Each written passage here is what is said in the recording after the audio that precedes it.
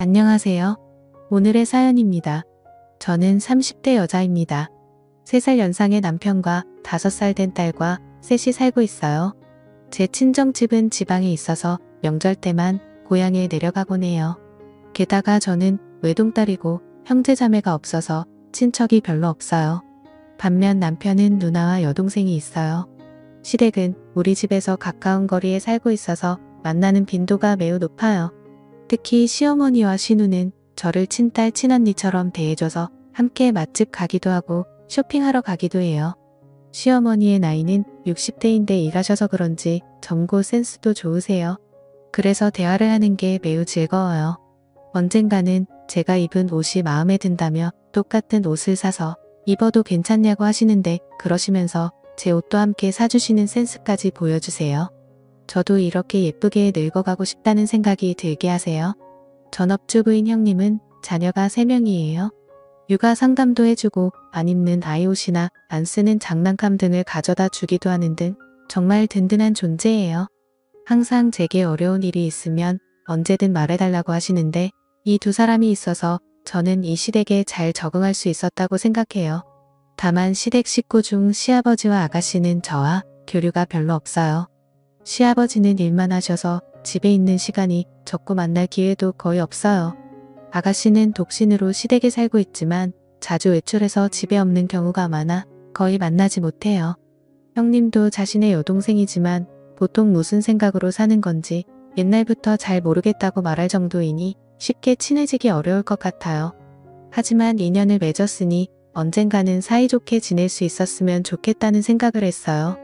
하지만 시아버지와 아가씨와의 사이는 나아지기는 커녕 악화되는 방향으로 진행됐어요.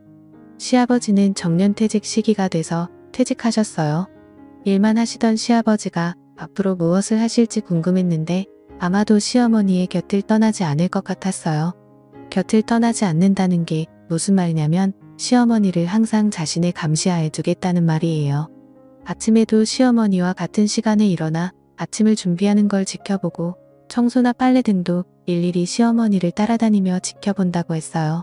특별히 간섭하는 건 아니지만 계속 따라다니니까 집안일하기 힘들다고 했어요. 그리고 시아버지는 매일 시어머니의 직장까지 함께 가서 퇴근 시간에 꼭 데리러 온다고도 했고요. 시어머니에게는 퇴근길에 잠깐 카페에 들리는 게 기분 전환의 한 방법이었는데 시아버지가 데리러 오니까 그런 여유도 가질 수 없었다고 해요. 시어머니가 시아버지의 감시에서 벗어날 수 있는 시간은 일하러 갈 때뿐이라는 참으로 갑갑한 일상이 되어버린 거죠. 시어머니는 시아버지에게 어디 놀러라도 좀 다니라고 은근슬쩍 시아버지를 혼자 어딘가로 보내려고 했지만 시아버지의 대답은 노였어요.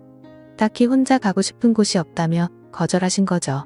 저와 형님은 그 상황을 듣고 어떻게든 시어머니를 시아버지에게서 떼어놓을 수 없을까 고민했어요. 우선 시어머니만 점심에 초대했는데 약속 장소에 시아버지도 함께 오셨어요.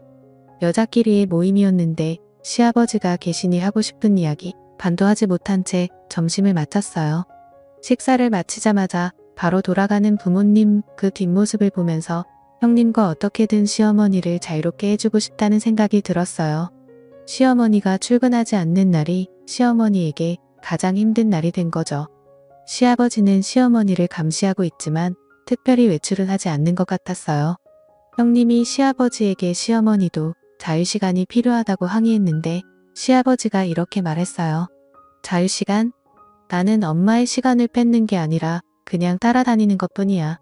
그게 뭐 어때서 그래? 엄마의 자유는 어떻게 하죠? 여자들끼리의 식사 모임까지 따라다니는 건 정말 이해할 수 없는데 말이에요. 엄마는 퇴근길에 카페에서 여유롭게 시간을 보내는 걸 좋아하시는데 그마저도 못하게 하시는 건 엄마를 괴롭히는 거나 마찬가지라고요. 이건 나랑 엄마의 문제야.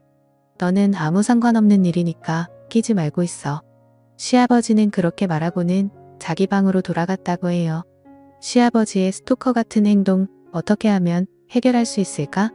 시아버지가 시어머니를 따라다니기 시작한 지 3개월이 지났어요.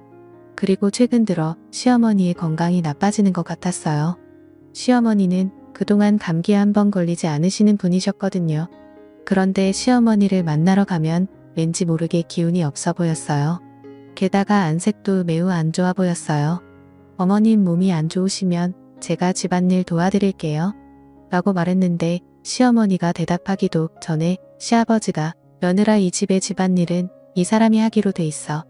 우리 집의 규칙을 잘 모르나 본데 며느리가 도와줄 수 있는 건 아무것도 없어. 잘 모르면서 도와주겠다고 함부로 말하지 마. 우리가 도와주러 오는 것조차 거부하셨어요. 시어머니는 그런 모습을 보고 며느라 나는 괜찮으니까 걱정하지 마. 건강은 내 장점이야. 아직 건강은 이상 없어. 라고 말했지만 시어머니의 얼굴은 좋아 보이지 않았어요. 시어머니의 건강이 걱정돼서 시간 내서 시댁에 자주 찾아뵙고 했어요. 그러던 어느 날 시어머니는 누가 봐도 병원에 데려가야 할 정도로 몸이 많이 쇠약해졌어요. 대화도 할 수 없을 정도로 시어머니는 고통스러운 표정으로 얕은 호흡을 반복했어요. 이건 당장 병원에 가야 한다고 생각했고 저는 즉시 구급차를 불렀어요. 10분 정도 후에 구급차가 도착했어요. 그런데 시아버지가 구급대원들을 돌려보내려고 하는 거예요. 우리 집에는 아픈 사람이 없다며 빨리 돌아가라고 구급대원들을 다그치는 거죠. 저는 시아버지가 도대체 왜 이러는 거지? 이렇게 고통스러워하는 시어머니가 있는데 저는 시아버지를 무시하고 구급대원들에게 시어머니를 이송해달라고 부탁했어요. 시아버지는 끝까지 병원은 무슨 병원이냐며 소리를 치셔서 제가 구급차에 동승했어요. 병원에 도착하자마자 남편에게 연락했어요. 남편은 형님과 아가씨에게 연락을 했고요. 형님은 곧장 병원으로 오겠다고 했다는데 아가씨는 연락이 되지 않는다고 했어요. 구급차에 실려갔다는 메시지를 봤으면 연락 한 통이라도 하는 게 정상이라고 생각하는데 말이죠. 제가 아가씨에 대해 이상하게 느끼고 있을 때 남편과 형님이 병원에 도착했어요. 시어머니는 곧장 수술실로 들어갔어요. 셋이서 기약 없이 수술실 앞을 기다렸는데 수술실 문이 열리고 담당 의사가 나오더니 시어머니가 수술 중에 안타깝게 돌아가셨다는 이야기를 했어요. 우리는 너무 놀랐어요. 그때 시아버지와 아가씨가 나타났어요. 남편이 왜 이렇게 늦었냐며 엄마가 방금 돌아가셨다고 울부짖었는데 아가씨는 자기 엄마가 죽은 것에 대해 무덤덤해 보였어요. 어머 그랬구나. 건강 자랑을 그렇게 하더니만 저는 아가씨 말에 화가 치밀어 올랐어요. 제가 입을 열려고 하는 순간 형님이 먼저 엄마가 죽었다는데 그게 할 말이냐며 그런 태도로 있을 거면 당장 돌아가라고 분노 섞인 말을 내뱉었어요. 아가씨는 알겠어. 가라니까 갈게. 이런 분위기 속에 나도 계속 있기 싫어. 라고 말하고 돌아갔어요. 시아버지는 이렇게 될 줄 알았는지 돌아가는 아가씨를 따라 함께 사라졌어요. 남은 우리는 다시는 저 사람들과 엮이지 말자고 다 같이 고개를 끄덕였어요. 장례식은 많은 사람들의 배움을 받으며 무사히 끝났어요. 시아버지와 아가씨가 종응객을 맞이할 때는 뭔가 매우 불쾌했어요. 얼마 후 시어머니의 유품을 정리하기 시작했어요. 추억의 물건이 많아 유품 정리가 좀처럼 진행되지 않았어요. 그러던 중 시어머니가 쓰시던 화장대 안쪽에서 일기장을 발견했어요. 안 좋은 생각이 들면서도 호기심의 일기를 읽어봤어요.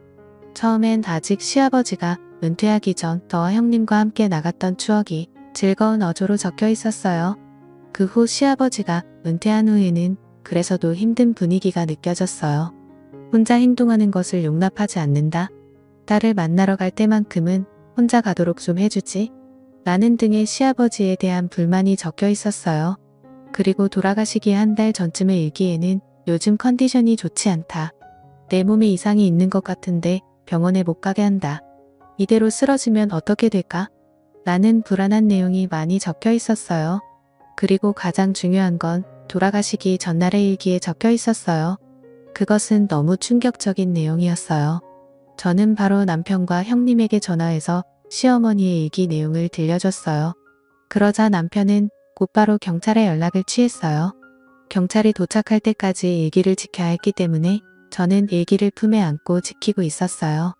경찰이 도착할 때까지 저는 불안에 떨었고 10분 후에 도착한 경찰관에게 몰래 현관에서 시어머니의 일기를 보여주었어요. 읽어 내려가는 경찰관 드디어 마지막 페이지가 나오자 경찰관은 얼굴을 찡그리며 약간 떨고 있는 것처럼 보였어요. 그 이유는 다른 방에서 유품 정리를 하고 있던 시아버지와 아가씨에게 경찰관이 다가갔고 두 사람은 처음엔 놀란 표정을 지었지만 경찰이 여긴 무슨 일이냐며 화를 냈어요. 경찰관은 시아버지와 아가씨에게 이야기했어요. 이 일기에 마지막에 두 분이 지난 한 달 동안 식사에 독극물을 넣었다고 적혀 있네요. 이게 사실인가요? 그럴 리가 없잖아요. 우리가 어떻게 독을 넣었다는 거예요? 라고 아가씨가 반박했어요. 여기에 적힌 거 보면 한 달 전부터 막내 따님이 요리하기 시작했다고 하고 돌아가신 분은 기쁘긴 한데 동시에 뭔가 좀 이상한 맛이 났다고 적혀져 있네요. 요리하면서 소량씩 독을 넣은 것 아니니까. 시아버지와 아가씨는 입을 다물었어요. 그러자 형님이 어떻게 엄마에게 독이 든 음식을 먹일 수 있냐며 들키지 않을 줄 알았냐고 다그쳤어요. 그리고 그때 여러 명과 함께 온 경찰관 중 한 명이 마당에서 농약을 발견한 거예요. 독약이 이거일지도 모르겠다며 보여준 거죠. 그러자 시아버지와 아가씨가 당황한 표정을 지었어요. 증거인멸이라는 말을 모르는 건지 너무 쉽게 증거물을 발견하게 된 거죠. 수상한 모습의 낌새를 알아차린 경찰들은 두 사람을 바로 경찰서로 데려갔어요. 가급적이면 직접 시어머니를 죽인 이유를 듣고 싶었지만 그건 나중에 들어야 했어요. 시아버지와 아가씨가 연행되자 시댁은 갑자기 조용해졌어요. 저 두 사람이 솔직하게 범행을 인정할까? 약간의 걱정은 있었지만 사망사고이니 분명 제대로 수사할 거예요. 그리고 정말 시어머니를 죽인 게 맞다면 그에 맞는 처벌을 꼭 받게 해야죠. 다음날 시아버지와 아가씨가 범행을 인정했다는 연락을 경찰로부터 받았어요. 그리고 궁금한 범행 동기에 대해 먼저 시아버지부터 이야기했어요. 시아버지는 시어머니가 좋아하는 사람이 있어서 자신과 이혼을 준비하고 있다고 생각했대요. 그래서 시어머니의 모든 행동을 간섭하고 혼자만의 시간을 주지 않은 거죠. 이 이야기를 듣고 궁금했던 건 시아버지가 누구한테 이런 이야기를 들은 건가였어요. 적어도 저나 남편이나 형님은 이런 말을 한 적이 단 한 번도 없었거든요. 분명 시어머니는 시아버지 말고는 좋아하는 사람이 없었어요. 이건 정말 확실했어요. 나도 나중에 정년퇴직하게 되면 남편이랑 둘이서 여행 다니고 싶어, 그동안 못했던 것들도 둘이서 함께 해보고 싶어 라고 수줍게 말씀하시던 모습이 아직 선명하게 기억나거든요. 이런 시어머니를 의심하다니. 그리고 아가씨의 동기는 바로 돈 때문이었어요. 아가씨는 벌이가 그렇게 많지 않았는데도 유흥에 빠져 있었나 봐요. 빚도 생겼고 그 빚을 갚지 못해 악순환되고 있었던 거죠. 그래서 시어머니에게 도와달라고 했지만 온갖 족을 먹고 거절당했다고 해요. 그렇다면 차라리 유산이라도 빨리 받아야겠다는 무서운 생각을 하게 된 거죠. 하지만 혼자서는 할 수 없다고 생각해서 시아버지를 이용하는 방법을 생각해낸 거예요. 즉 시아버지에게 시어머니가 좋아하는 사람이 있다는 거짓말을 한 게 아가씨였던 거죠. 시아버지는 또 그 거짓말에 순순히 속아 넘어간 거고요. 결국 모든 원흉은 아가씨였던 게 밝혀졌어요.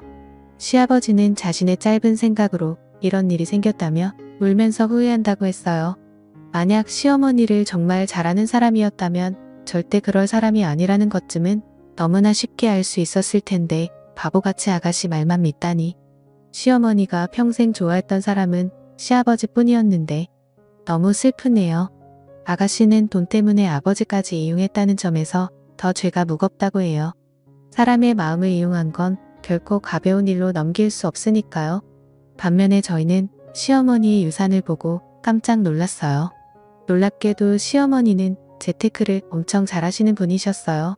주식 계좌에서 한 번도 본 적도 없는 큰 금액이 발견된 거죠. 어쩌면 동거하던 아가씨가 이 사실을 알고 시아버지를 속여 시어머니를 고인이 되게 한 것일지도 몰라요. 돈이 없으면 살 수 없지만 돈이 너무 많으면 주위의 시선 때문에 살기 힘든 걸 보여주는 것인지도 모르겠어요. 앞으로 아가씨 같은 사람과 엮이지 않고 좋은 사람들과의 인연을 유지하며 가늘고 길게 오래오래 살고 싶네요. 시청해주셔서 감사합니다. 그럼 다음 영상에서 다시 뵙겠습니다.